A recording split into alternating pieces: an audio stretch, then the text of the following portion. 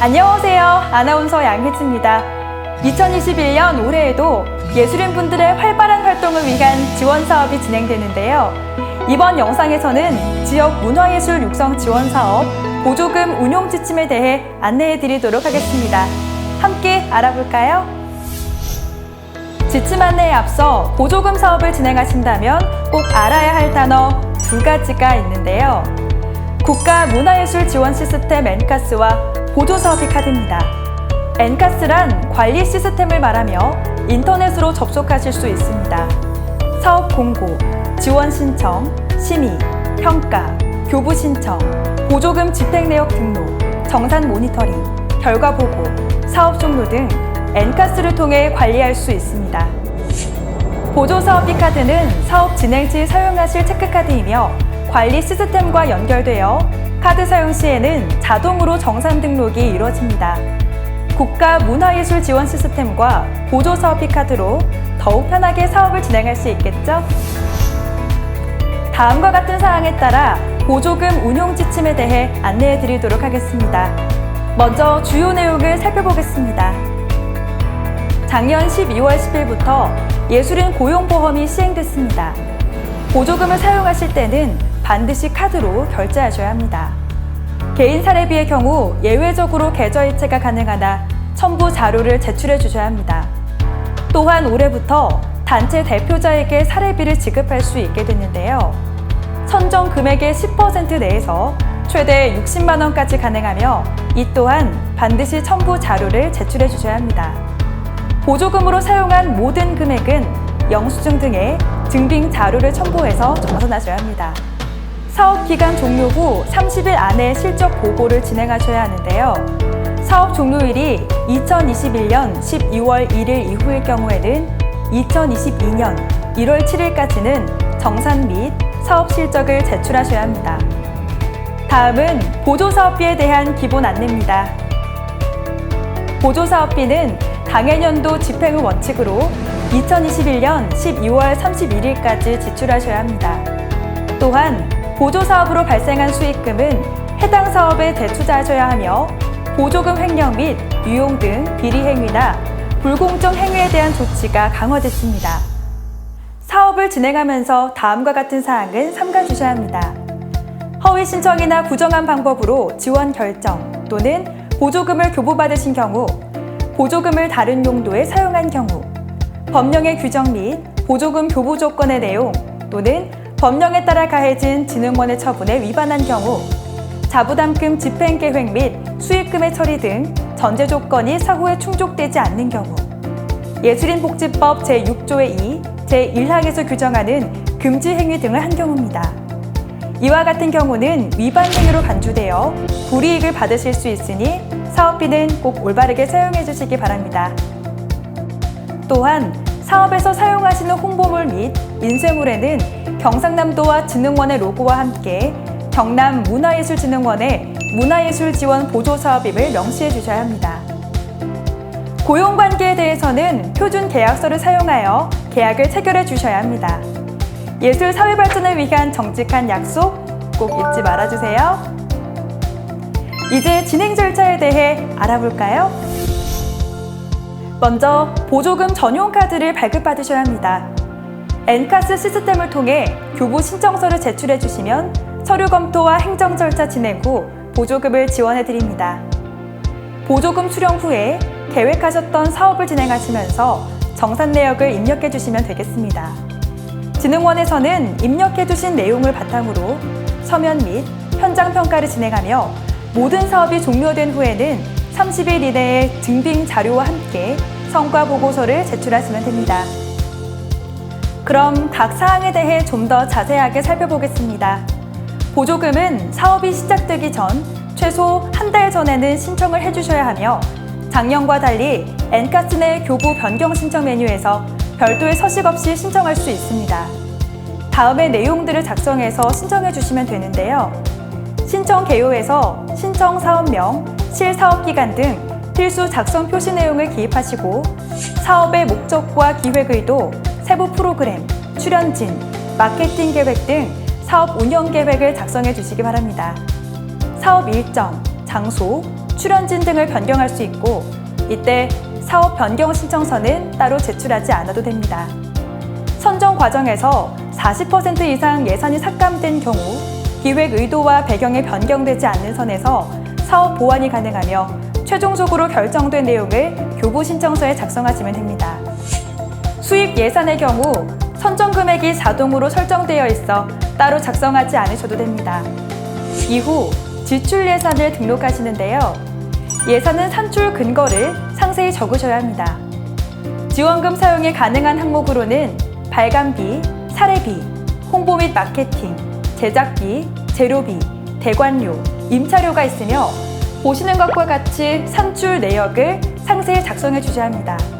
주의하실 점은 지원금 집행이 인정되지 않는 항목인데요. 단체 운영 경비, 단체 운영 목적의 자본적 경비, 재교부 사업 관련 경비, 특히 해당 단체 대표자 및 개인 본인에게 지급하는 것은 인정되지 않습니다. 그 외에도 해당 사업과 연관이 없는 항목이나 단순 진행비 등에는 지원금을 사용할 수 없으며 유흥 및 사행업종 등에도 지출할 수 없는 것 기억해 주세요.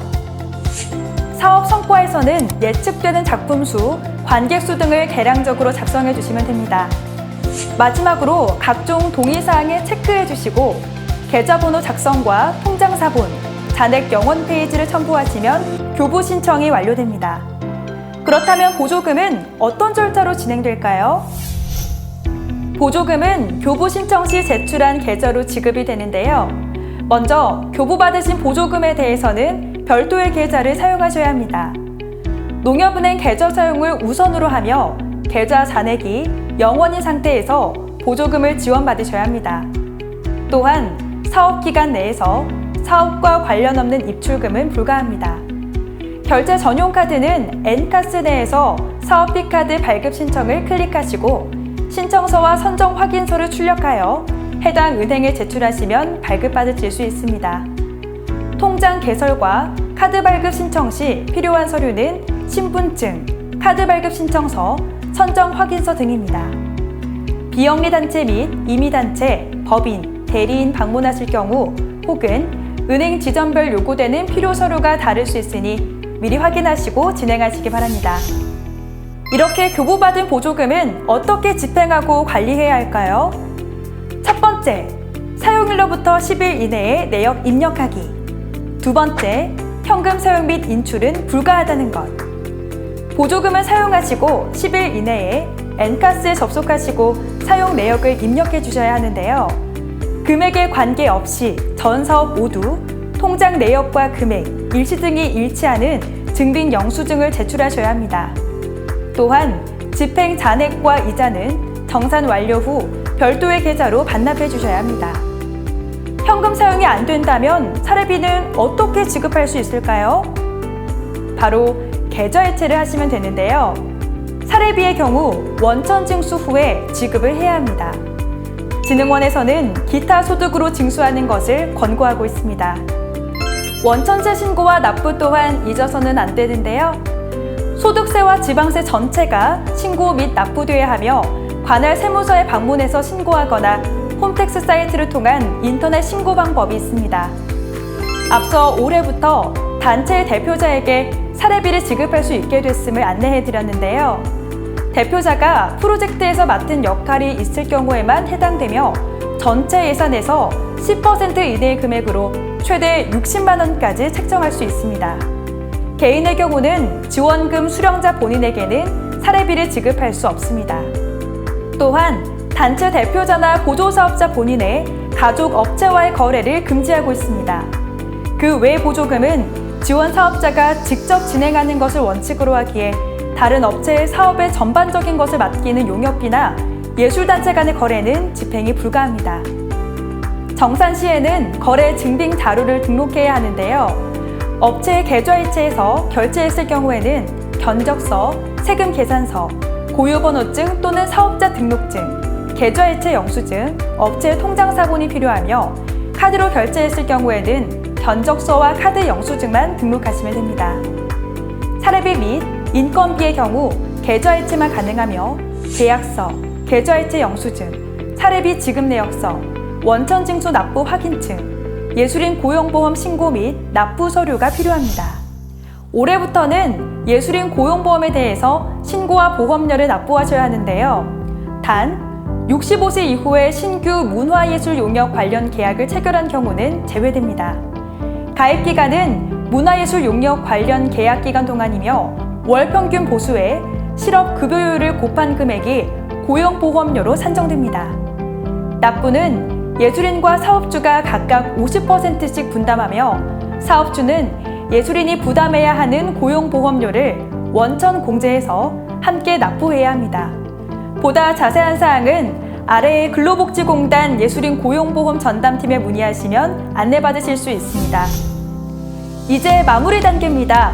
정산 및 실적보고 등록인데요. 신청할 때와 마찬가지로 모든 과정은 엔카스를 통해 이루어집니다. 정산 사업실적 메뉴에서 진행이 가능하며 관련된 서류와 자료를 꼼꼼하게 챙겨서 등록해주세요. 집행 잔액과 결산이자는 반드시 진흥원 담당 부서의 안내를 받은 후 지정된 계좌로 입금을 해주시면 됩니다. 결과 보고서 간단하게 작성해도 되나요? 보조사업 결과 보고서를 작성하실 때는 언제, 어떻게 진행했는지, 몇 명이 관람했는지 등 최대한 실제적이고 구체적으로 써주셔야 합니다. 제출해주신 보고서를 기반으로 사업에 대한 평가가 이루어지며 향후 지원 심의의 평가 점수가 반영될 수 있으니 자세하게 써주시는 것이 좋겠죠? 티켓 판매로 수익금이 생겼습니다. 그냥 사용해도 되나요? 예산을 벗어난 추가 수익금에 대해서는 해당 사업의 재투자 비용으로 사용하셔야 합니다. 이를 위해 수입 및 지출에 대해서 명백하게 구분해 정리하셔야 합니다.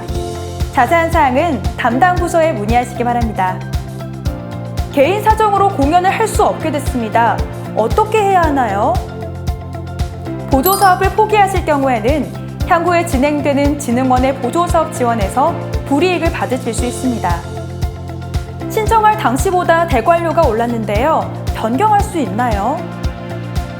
교부 신청 이후 계획이 변경되어 예산을 다른 곳에 사용하셔야 할 경우에는 진흥원과 협의하에 해당 예산의 30% 범위 내에서 변경이 가능하며 별도의 신청서를 작성해서 제출해 주셔야 합니다. 지금까지 2021년 경남문화예술진흥원의 지원사업 보조금 운용 지침에 대해서 안내해 드렸습니다. 또한 저희 진흥원에서는 예술인분들의 보다 나은 활동을 위해 전문업체를 통해 사업 개선 연구를 진행하고 있습니다. 추후 연락 등에 협조해 주시면 감사하겠습니다. 예술의 가치, 문화의 가치를 지켜가는 여러분들의 아름다운 활동을 언제나 응원합니다.